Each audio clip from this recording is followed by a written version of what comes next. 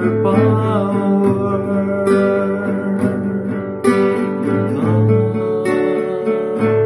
In your own special way, come like a spring in the desert, and come to the weary of souls.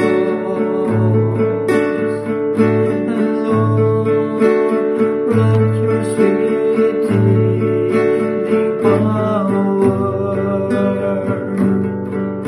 and just as a us whole. Hello sa mga Pisma class. Hello mga kapatid. Patuloy po sa pagsiwalat sa katotohanan para maraming mga kaibigan natin, mga kapanalig natin na matuto sa mga katotohanan. At ipagdasal niyo po yung team natin sa ministry at ang Diyos po ay sobrang natutuwa sa ginagawa ninyo. Dahil sabi niya, ang may pananampalataya sa akin ay gagawa sa aking mga gawain. At yan po yung ginagawa natin, evangelization, preaching the truth, because sabi ni Father Gabriel Amort, we need to re-Christianizing the Christians. Dahil marami ngayon Kristiyano pero pagan yung mindset. Salamat sa inyo ha. Malaking tulong yung ginagawa ninyo. Kahit ilan lang yung manunood, makatulong po yun. Kahit isa lang yung ma-converted natin, malaki na yung reward natin sa kaharian ng Diyos. Amen. God bless.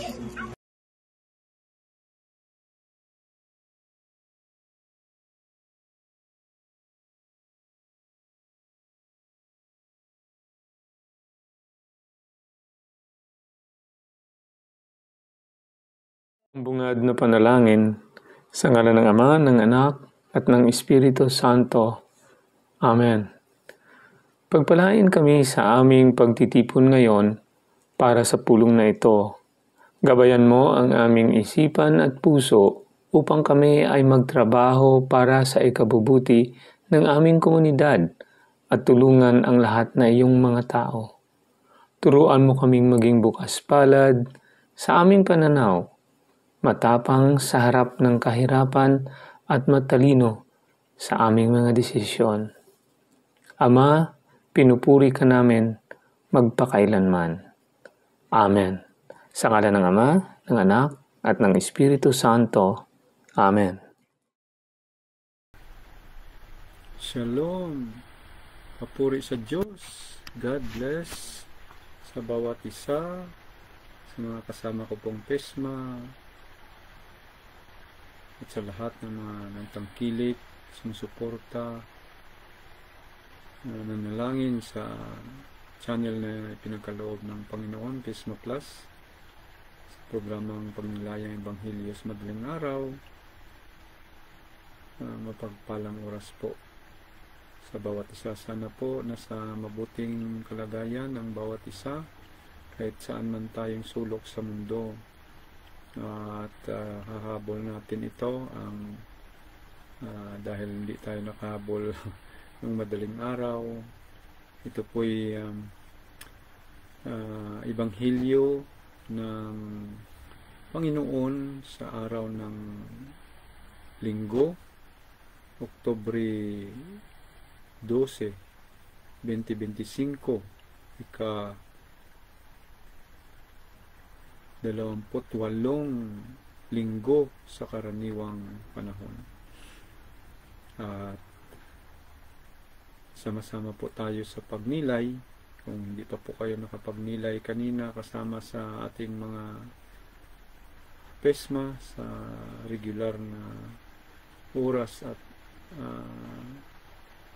sa araw ng Linggo, ay dagdagan po natin ang mga bagay na ating natutunan sa ating mababasahin na Ebanghelyo. Sa simula ay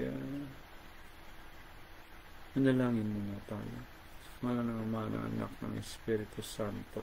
Amen. Purihin ka, Diyos Amang makapangyarihan sa lahat, na may gawa ng langit at lupa, at ng lahat ng mga nasa lupa, tubig, at kalangitan. Kami po'y nagpupurit ng papasalamat sa iyo, Panginoon, sa lahat ng biyaya na aming naangkin mula sa iyo, Panginoon. Lalo na po sa kalakasan, sa bagong buhay, bagong pag-asa, at sa lahat ng nakamtan po namin, kasama na po ang mga hindi namin hiniling, ngunit kusa mo pong pinagkaloob. Salamat sa pinansyal, salamat sa kaibigan, kababaang loob, mahabang pasyensya, tataga ng loob, sa mga pagsubok na aming nalampasan. Sa tulong mo po, Panginoon, at naging matatag kami po at nadagdagan ang aming nanampalataya sa iyo.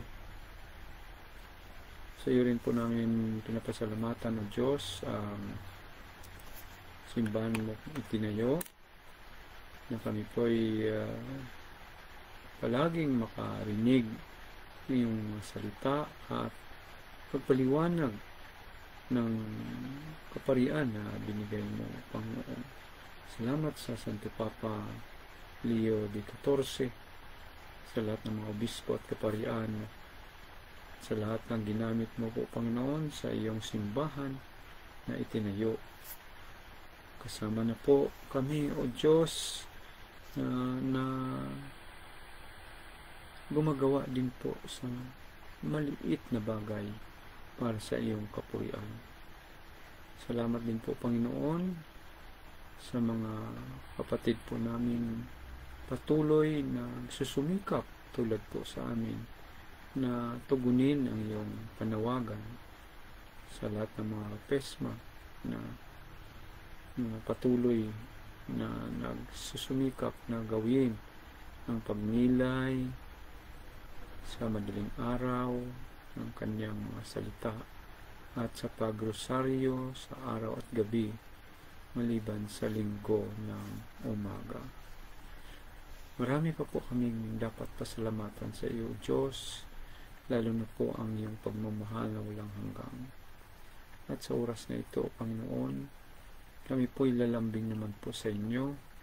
Ibigay mo po, padala ang banal na Espiritu na magabay po sa amin, sa aming pagnilay, at ang aming puso't isipan ay nakasintro po sa inyo, at ang mamutawi sa aming mga bibig ng mga salita ay mula lahat sa iyo, Panginoon. Tanggalin mo po ang mga bagabag sa aming puso't isipan at sa mga gadgets po namin. Tinataas din po namin ang aming kahinaan, ang aming mga pangangailangan pa po at pangangailangan ng mga nagpadasal sa amin. Sa iyo rin po namin tinataas ang aming karamdaman, kasama na po ang aming mga kapatiran na may mga sakit sa loob at labas ng ospital. Panginoon, patatagin mo pa rin po ang aming sarili at kapayapaan sa buong mundo, kapayapaan dito po sa bansa mong banal ng Israel. Ipuin mo rin po ang mga leader sa bawat bansa, lalo na po ang may mga iniisip na salungat sa kalooban mo po, Panginoon. Bigyan mo po kami ng kapayapaan sa puso't isipan na hindi maibigay ng sanlibutan ito, Panginoon. Sa iyo rin po namin tinataas ang babaang loob na aming maisa sa buhay. Mahabang pasyensya pa rin po at dagdagan mo po ang aming pananampalataya at pananalig sa iyo. Sa iyo rin po namin tinataas ang simbahan mong itinayo, o Panginoon. Lalo na po sa aming Santo Papa, sa lahat ng mga obispo at kaparian, at sa mga nagsisilbi po sa iyong simbahan itinayo. Kasama na po kami. Gamitin mo po kami, Panginoon, kahit sa maliit na bagay, para papurian ka at pasalamatan. Na makita po sa amin ang iyong presensya, o Panginoon. Lalo na po na magmahal sa aming kapwa, o Panginoon. Sa iyo rin po namin hinihiling na patawarin mo na po ang mga kaluluwa ng aming mga mahal sa buhay, mga kaluluwa na nakalimutan na po, at ang mga kaluluwa sa purgatorio. Patawarin mo na po sila at dalhin sa iyong kaharian na makamtan na po nila ang kaligayahan, galak na dapat naming angkinin sa kagustuhan mo, Panginoon. Tinataas din po namin ang mga nagpapadasal sa amin na ibigay mo na po sa kanila ang mga bagay na hiniling po nila sa kanilang kabutihan. Kasama na po ang may mga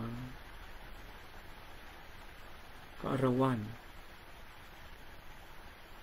sa araw na ito, at ganun din po sa mga may anibersaryo sa kanilang kasal. Basbasan mo po kami, Panginoon, na ang aming magawa sa lahat ng oras ay ayon sa kalooban po, Panginoon. At ang lahat pong ito ay sa pamamagitan ng iyong bugtong na anak na si Jesucristo, na namumuhay at nagkakari kasama mo at ng banal na Espiritu, isang Diyos sa kapanahunan ngayon at magpas sa walang hanggang. Amen. Mama Mary, ipanalangin mo po kami. San Jose, ipanalangin mo po kami. Lahat ng mga anghel at mga santo sa langit, ipanalangin mo po kami. Sa pangalan ng Ama, ng Anak, ng Espiritu Santo. Amen. Alleluia, Alleluia. Ang Diyos Amay naghahangad lagi tayong pasalamat kaisa ng kanyang anak. Alleluia, Alleluia. Ang mabuting balita ng Panginoon ayon kay San Lucas, Kabanata 17, talata 11 hanggang 11. Papuri sa iyo, Panginoon. Noong panahong iyon, sa paglalakbay ni Jesus patungong Jerusalem, nagdaan siya sa hangganan ng Samaria at Galilea. Nang papasok na siya sa isang nayon, siya'y sinalubong ng 10 kitungin. Tumigil sila sa malayo-layo at humiyaw ng, "Jesus, Panginoon, mahabag po kayo sa amin."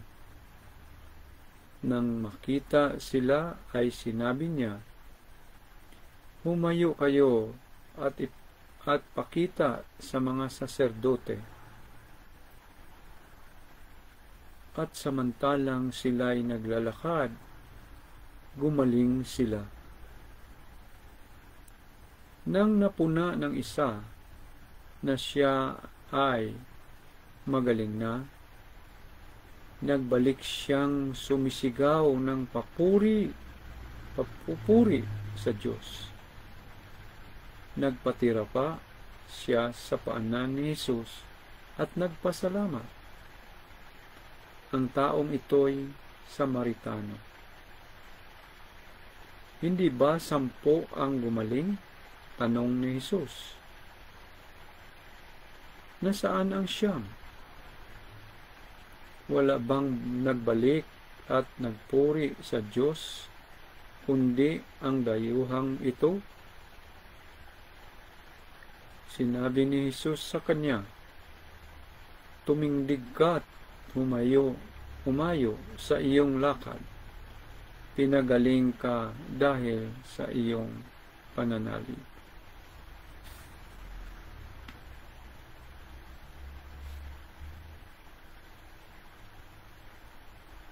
Ang mabuting balita ng Panginoon. Pinupuri ka namin, Panginoong Hesus Kristo. So, mapagpalang oras po ulit at ulit pasasalamat sa inyo sa inyong patuloy na panalangin. Dahil maya-maya maramdaman na po namin ang mga bagay na pinag-usapan ng Amerika, ng Israel, at sa Gaza o Palestina. Sana po matuloy at magiging maayos ang lahat at ang kapayapaan ay maramdaman na po.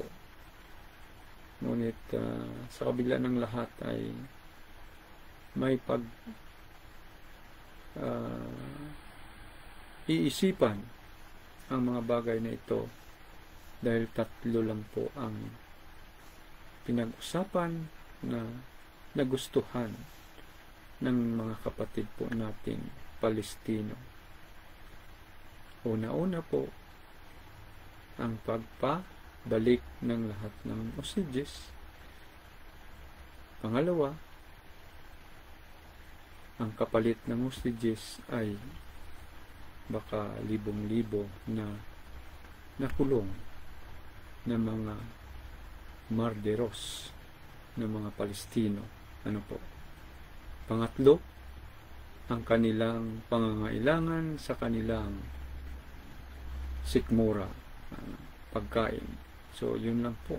Yun ang narinig po natin sa telebisyon kanina dahil English ang interview.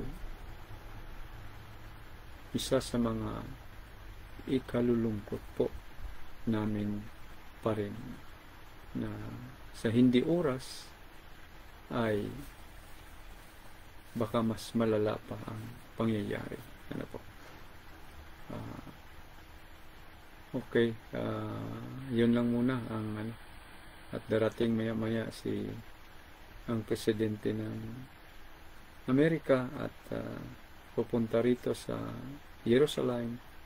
Baka ang traffic mamaya ay sobra-sobra po dahil maraming mga isasara siguro ng mga kalye na daanan po nila, lalo na po sa malapit sa akin dito sa Beit Knesset, kung saan ang mga senado nila mga parliament na kung saan sila gumagawa ng kanilang mga laws and desisyon sa bansang ito. At shout out po sa ating kapatid Ma'am Yam T. Montejo.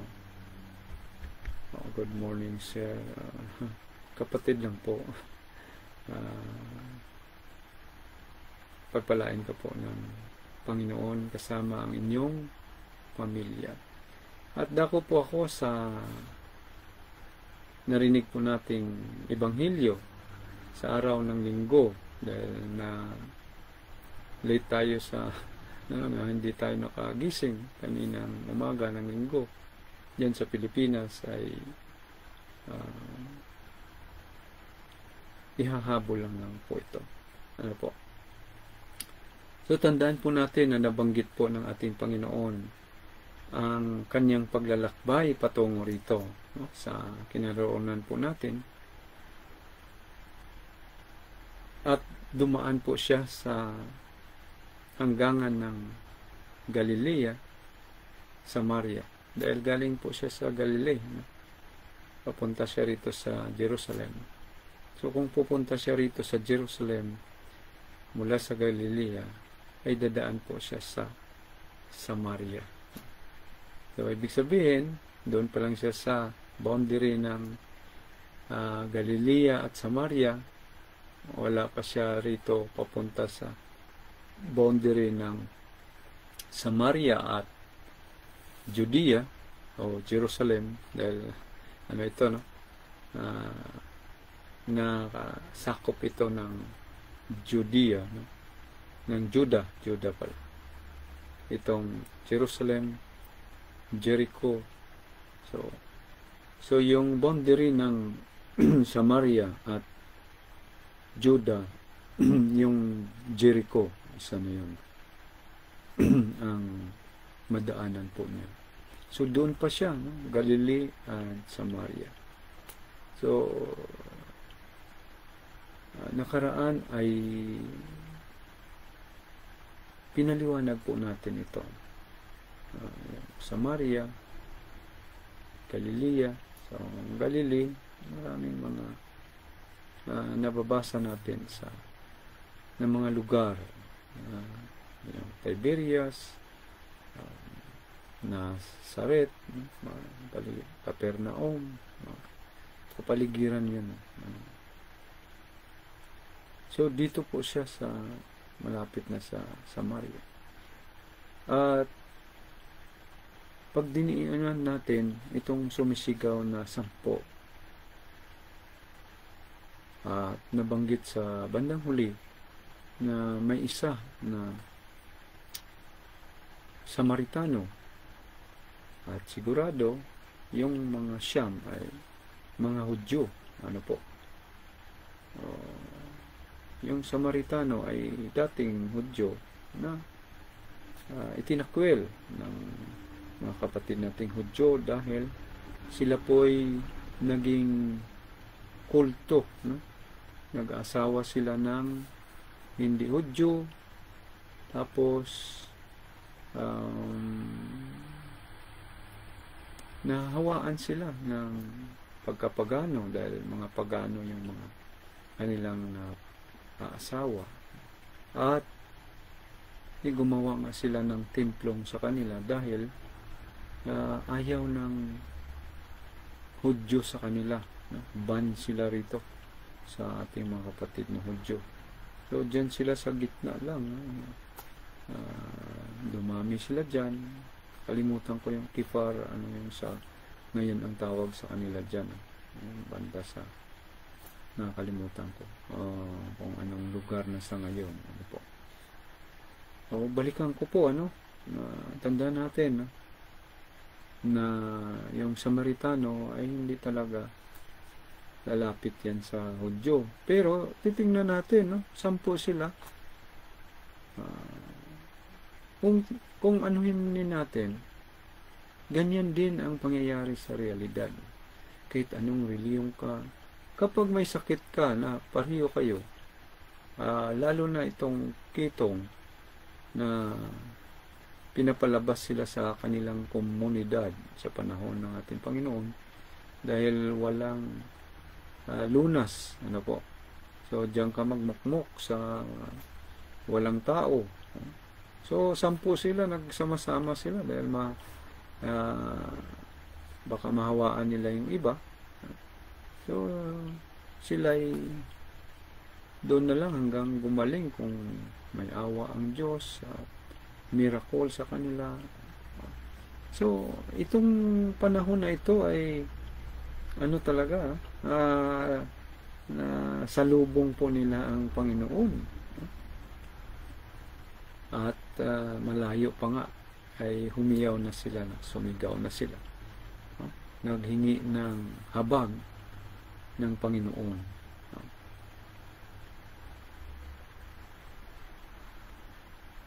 At napakaganda ng sabi ng Panginoon sa kanila. Humayo kayo at pakita sa mga saserdote. So malalim itong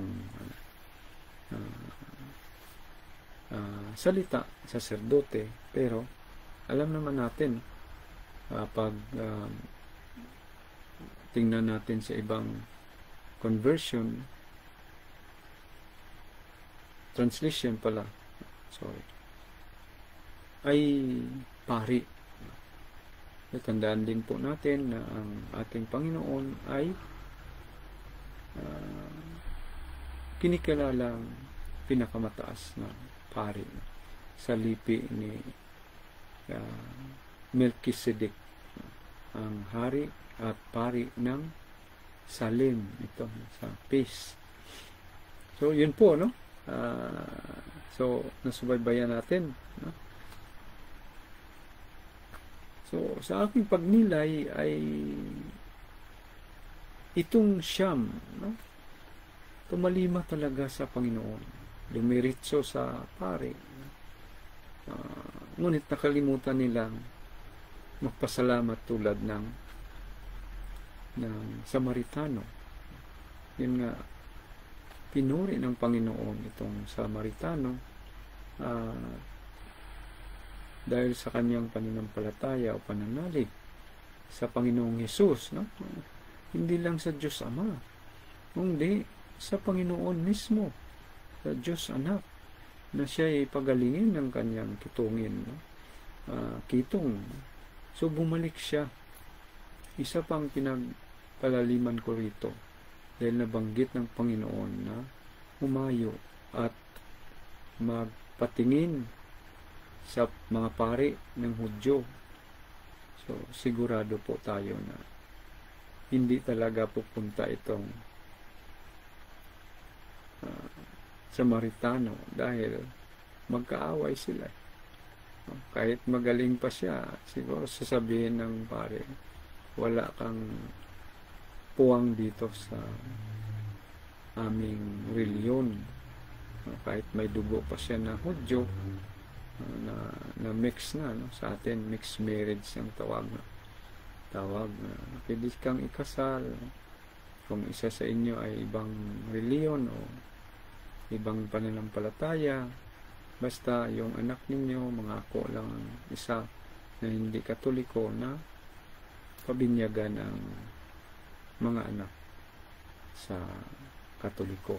So yun ang mixed marriage. Pero sa mga Hudyo, galit na galit dahil yun ang sa kanilang tradisyon ay mag-asawa lang po sila sa kanilang kapatid na mga Hudyo. Ay, hindi ibig sabihin kapatid na sa laman at dugo, no?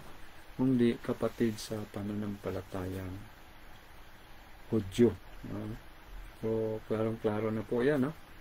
So itong Samaritano talaga, kahit inutusan ito ng Panginoon, malanganin po itong pumunta sa pari. Dahil sa panahon na yon ay pari lang po ng Hudyo ang magsasabi kung ikaw pong kitungin ay magaling na. Sa panahon ng ating Panginoon, ano ang papel ng saserdote o pari? So ito sila ang inatasan na alay ng mga hayop sa templo sa mga kasalanan ng mga kapatid nilang Hudyo. At sila din inatasan mag-insinso sa kabanal-banalan na kung saan nandoon ang sa loob ng templo na nandoon ang Ark of Covenant na po. So nabanggit na po natin yan, no, na kung saan yung original na Ark of Covenant, no, ayon sa tradisyon ng kapatid nating Hudyo, sa sinabi ng ating kaibigang Rabay na noong unang templo pa lang po, inilibing na ng kanilang isa sa mga kanilang propeta dahil yun ang na-prophesize niya na darating panahon ng templo ay gibain magiba. So, ibinaon niya na, inilibing niya sa ilalim ng templo, sa unang templo pa lang po. So, sa pangalawang templo, siguro, nagpagawa na sila ng bago, pero hindi na yung original. O di kaya, nabakante. Pero, mababasa natin, no, na si San Zacarias ay doon sa Holy of the Holies na insinso sa Yom Kippur, kung saan sinabihan siya ni San Gabriel, Archangel, na mabubuntis si Santa Elizabeth. So, doon yun sa Holy of the Holies. Pero hindi naman po na nabasa natin na nandoon pa ang Ark of Covenant. So, dahil sila yung Hudyo, sila yung nakakaalam, sila yung may tradisyon na ipinasa sa kanilang mga apo, na ngayon ang rabbi, so nagsabi siya na sa unang templo ay na ilibing na. Yan nga po, no, nung nasira ulit ang pangalawang templo, yun ang gusto nilang idig, no? Hukayin nila ang tinayuan ng dalawang templo para makita po ang original na Ark of Covenant. Ngunit dahil dyan nakapatong o nasa taas ang dalawang moske ng kapatid nating Muslim, no? Yung Dome of the Rock, yung gold, ang bubong, at dito sa gray, yun ang Al-Aqsa Mosque, no? So yun ang ang papel ng mga saserdote ng mga Hudyo, pare. Ngunit ang iba, lalo na po sa mga kapatid natin sa iba yung pananampalataya, ay hindi na naniwala na may pare pa po na Hudyo. Yung nga palaging pinagbintangan ang ating pare, no? Sa hanay ni Melchizedek, at ang pinakamataas na pare ang ating Panginoong Jesucristo. No? Yun ang mapagbintangan sa mga mabasa natin sa banal na aklat. Pag sinaming pare o saserdote ay pagbintangan ka agad, tulad ng mabasa mo dyan na tungkol kay Anas at kay Caiphas, no? So mga matataas na na pare, no? Ang pinakamataas sa panahon na yun si Caiphas. Si Anas mataas pa rin na pare, no? Nag-iinsinso pa rin tulad kay Saint Zacarias, no? San Zacarias. So yun po, no? So yun ang ang napakaganda na sa realidad na pagka parehong sakit ay hindi na iniisip kung saan ka galing, no? Dahil pareho kayo, no? So kung titingnan natin, balik natin sa Genesis, ganun din yung tao nagkakaisa, no? Maliban lang kay Cain, no? Na nagsimula ang inggit, no? Ganyan. Kapag pumasok na si Satanas, yung inggit, kahit sa ating sariling pamilya ay isa na sira o makawatak-watak sa atin. So balikan ko yung saserdote.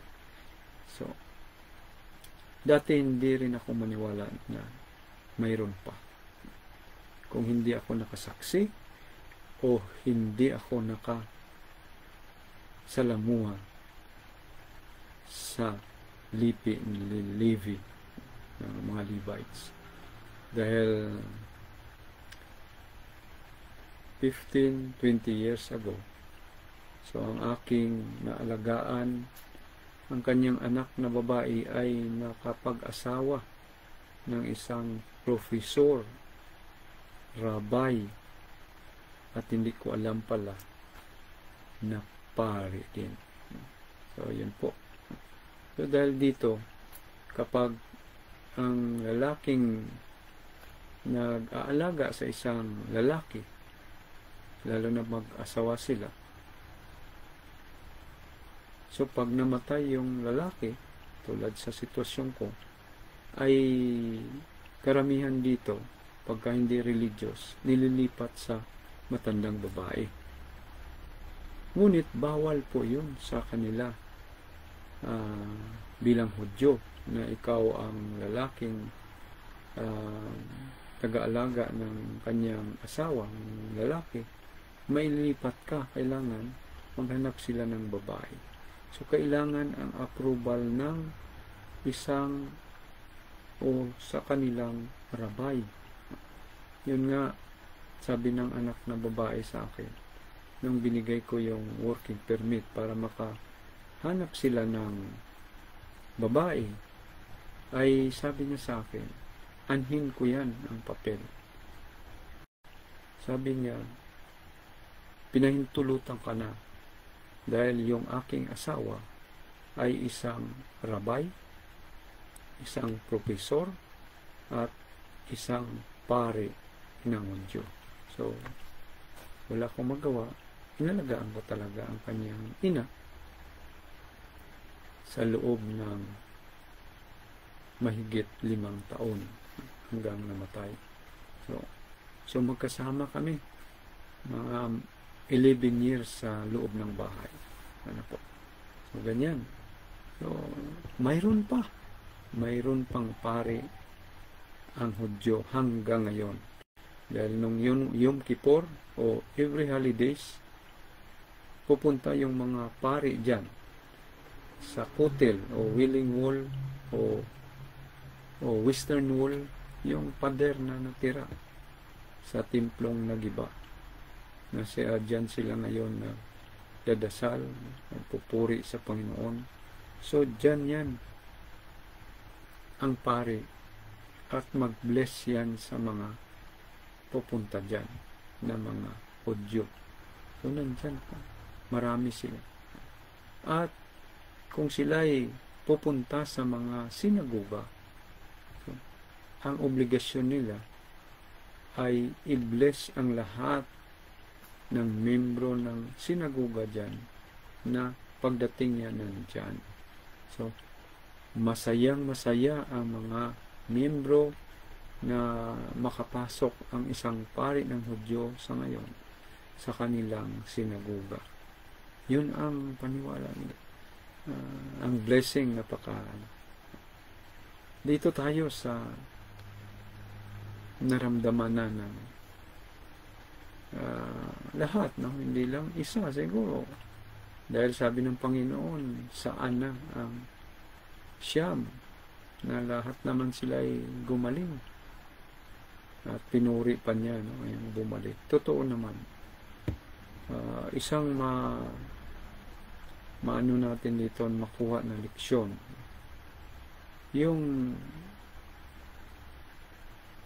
pagka naramdaman natin na gumagalaw na ang Panginoon at binigay niya na hindi natin mapapansin ang mga kailangan natin na nandyan na pala sa atin. Minsan, halos, hindi lang minsan, madalas na makalimutan natin magpapuri at magpasalamat sa Kanya. Lalo na sa panahon na may hinaharap tayong mabigat, tapos may nakita lang tayong maliit na hope, na pag-asa, para wala lang sa atin. Karamihan, hindi natin maramdaman na gumagalaw na pala ang Panginoon sa pamagitan ng makikita na natin ang pag-asa na may lunas na o may mga kasagutan na po ang ating mga hinaharap. Ano po? So, hindi ko makalimutan yung sabi ni San Pablo, pray without ceasing. Walang tigil na pagdadasal. Yun nga ang mga kapatid nating mga madre ay kahit naghugas ng pinggan ay nagsasagutan sa rosary. Yun ang buhay nila. So, at napakaganda na isinubukan natin na kahit ang kilos natin ay dasal na, lalo na kapag yung trabaho mo ay nahirapan tayo. Walang tigil ang pagdadasal, at yan ang aking na-experience yan. So, yung be grateful kahit sa maliit na bagay. Paggising pa lang natin, kailangan magpasalamat na tayo. Maliit na bagay, malaking bagay, pasalamatan. Sitwasyon pa. Minsan pagka nakita natin yung ating hinaharap o nandyan sa ating balikat ang napapakabigat, sinong magpapasalamat na nabigatan ka? Pero kailangan natin, dahil may purpose ito. Ayaw lang ng Panginoon na magiging masama tayo sa bandang huli. Dahil pag wala ang Diyos sa atin, minsan mahatak na tayo sa sanlibutan, lalo na pag marami tayong pera, marami nandyan ang lahat, marami tayong kakilala na kapag nandyan ang lahat sa kanila, wala na ang Panginoon sa buhay nila. Yan nga, darating ang panahon na after 10 years, 20 years, pag nagkita kayo ay mas matanda pa siya sa atin. Dahil lahat ay hindi niya kayang pasanin kahit sa maliit ng nabagay. Nung marami siyang pera ay walang Diyos. Nung wala na, naghahanap na kahit kaibigan. Ganyan talagang realidad. Pero mas mabuti sa atin na Katoliko dahil tinuturuan po tayo ng simbahan palagi pagpakumbaba, pananampalataya, yung kabutihan. Kahit tinutuligsa na tayo, pinapahiya dahil sa mga gawa na gusto natin na makilala ang Panginoon, ngunit walang pansin ng iba. Ang importante dyan na nakagawa po tayo para balang araw, tulad ng kagabi, before magtakip silim, may katabi kami dyan building na pumasok sa gate, may dalang long arm, no? Dahil military siya. Tinawag ako, sabi niya,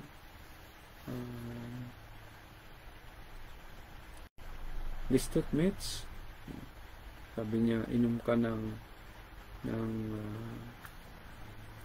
juice. Mates is juice. Sabi ko, lo tsarek, hindi ko kailangan, sabi ko. Sabi niya, mime. So mime tubig. Sabi siya, lulistot sili. Sabi ko, hindi ako iinom. Dahil nagwawalis ako dyan sa labas. So makita nila yung space mula sa kanila patungo sa kabilang sa kaliwa. Parang minimintain ko, parang kasi pagka maghangin, ang lahat ng katabi namin pupunta sa amin. Doon sa kabila, ganun din.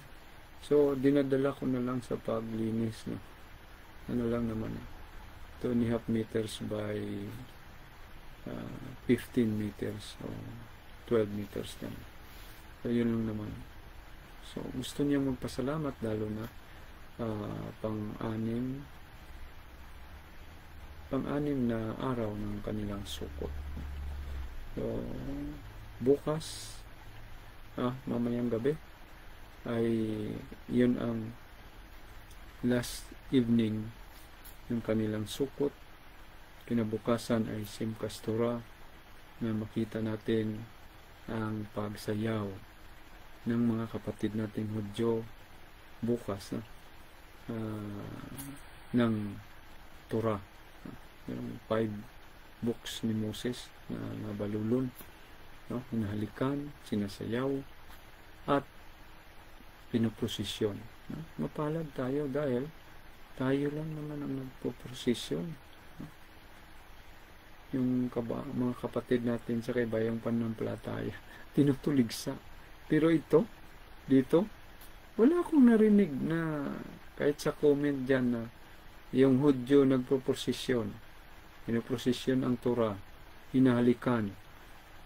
Tapos tayo, yung imahe natin ng mga santo, lalo na ang ating mahal na Panginoon at ang ating mahal na Ina, pag hinalikan natin, daming tuligsa. Oh?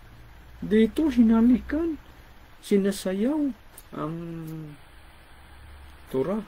Oh? Yung binasa ng ating Panginoon. Ano pa? Binabalulon. Ano pa rin. No? Ipapasok yan sa sa box na round, tapos takpan ng tinatakpan ng may borda ang ganda, parang talaga pang langit, no? Tapos may Star of David, hinalikan yan, no? Yung borda na yan, walang tuligsa, mamahalik sa misusot, pasok sa bahay, pasok sa kwarto, halik, labas, pasok, halik, walang tuligsa. Bukas titingnan natin kung may magtuligsa dyan no? Sa palaspas. Ito pala, yung sukot palaspas pa rin araw-araw. Every 9 o'clock palaspas yan sa bahay na. Pero sinasabi na sa atin ng kaibigan natin na rabay, ng panahon na may templo, pagdating ng sukot, pinoprosesyon yung Ark of Covenant, no? Palibot sa vicinity, no? Sa iikutan ng templo ng prosesyon, pinoprosesyon ang Ark of Covenant. At may dala silang mga palaspas. So, isrog, yung mahaba na limon, palm leaves, yun ang tinatawag nilang lulab. Tapos may isa pang dahon na round. So, yun ang pinapalaspas. So, pag nagdasal sila alas 9, ganun, may ritual yan, may dasal. Pag ganun,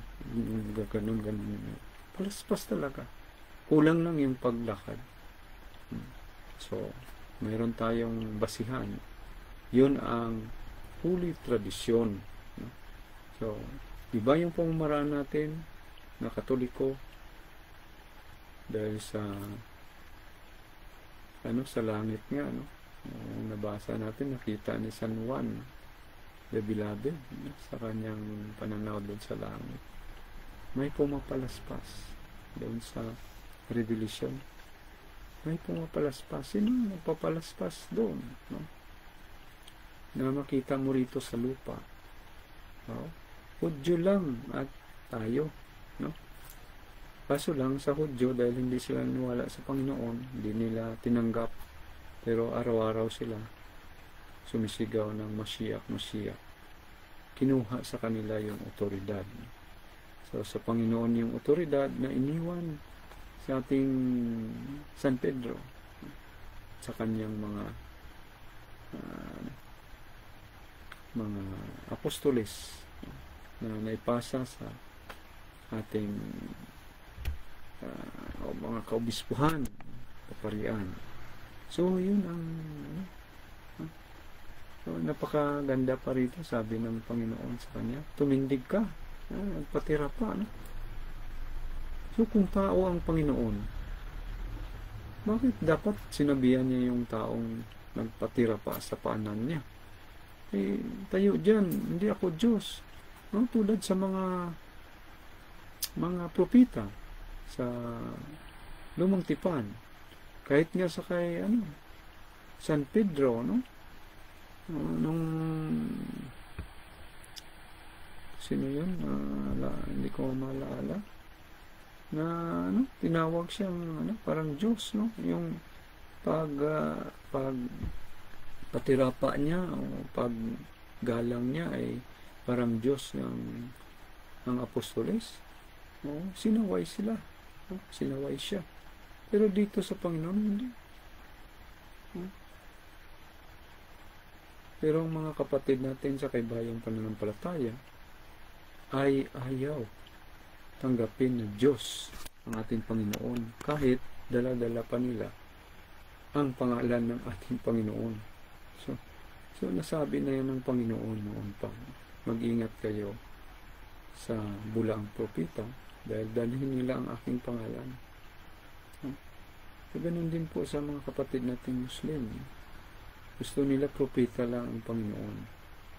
Pero kung basahin mo, so narinig ko sa mga debate sa Quran, ay ang Panginoon lang babalik. Yung kanilang yung naggawa ng reliyon nila hindi na makabalik.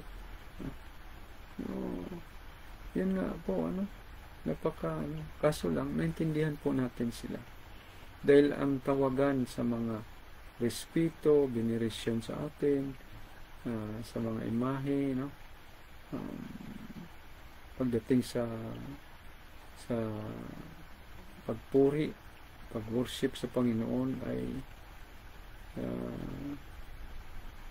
iba yung tawag sa atin, latria. Pero sa kanila wala. Pag lumuhod ka dyan, isa lang sa kanila. Worship. Sa atin, iba. Kahit anumang ang tawag, pero sa ating puso't isipan, iba ang ating pagpuri sa Diyos kaysa sa mga santo. Sa ating mahal na ina, yung pangalawa nating pinakamataas na venerate sa kanya. Isipin mo, ginamit siya ng Panginoon para sa Diyos anak, para yung ating kasalanan mabayaran. Pero yung mga kapatid natin sa kaibayang pananampalataya, parang wala lang. So mapalad tayo dahil kapag ang turo ng simbahan ay ating sinisikapan na palimahin, diyan makikita ang totoong Holy Family. Yun. Oo. Ibig sabihin, may ina tayong tunay, may Ama, Diyos, ang ating Panginoon, Diyos anak, at binigyan tayo ng banal na Espiritu na siyang maggabay sa atin kapag sinisikapan natin tugunin ang kagustuhan ng ating Panginoon. So yun po, no? Nasabi ng Panginoon dito, bakit isa lang ang bumalik at nagpuri sa Diyos, kundi ang dayuhang ito? So pag pinalima natin yung sinabi ng Panginoon na dayuhan, dahil sila'y tinakwil na ng kanyang kalahing Hudyo. Ayun nga, hindi makalapit doon sa saserdote. Ulitin ko, dahil sa kanyang pagka-Samaritano, hindi talaga pwedeng. Di ba yung babaeng Samaritana, sabi niya, nabigla siya, no? Na may isang Hudyo na maghingi ng pabor sa Samaritan. Hindi talaga yung Hudyo sa panahon ng Panginoon maghingi ng tulong o pabor sa Samaritano, dahil ang tingin nila ay marumi, makasalanan, walang kaligtasan. At tulad din ang paningin nila sa atin na hanggang ngayon yung religious na Hudyo, pag nasalubong natin, kung hindi yuyuko, taas yung ulo, dahil ayaw nila sa atin, dahil marumi tayo, walang kaligtasan. Ganyan, sila lang ang maliligtas.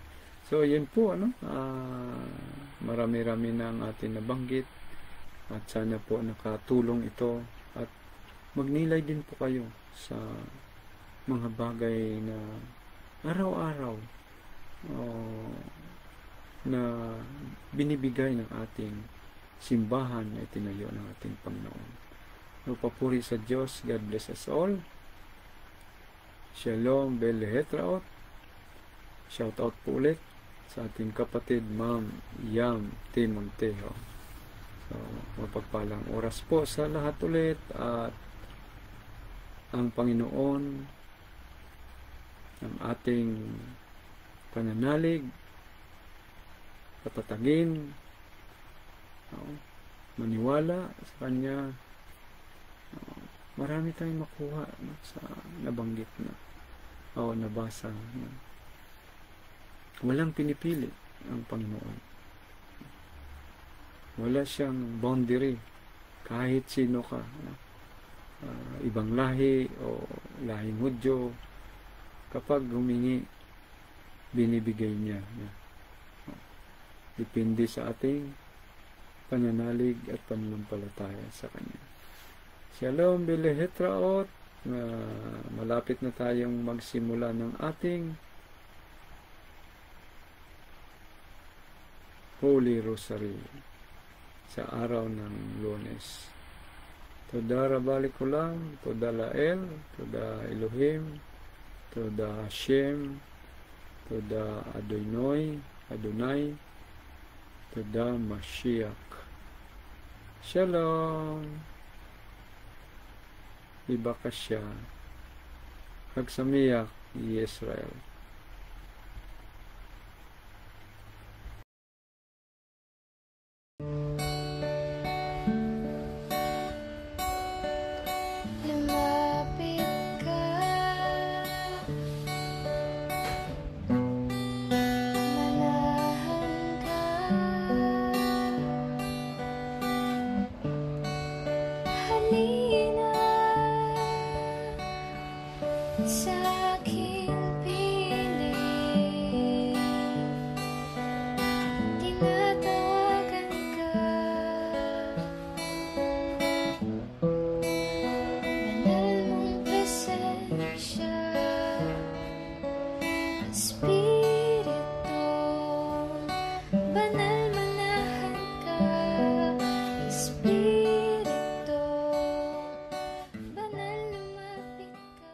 Prayer for the indwelling of the Holy Spirit.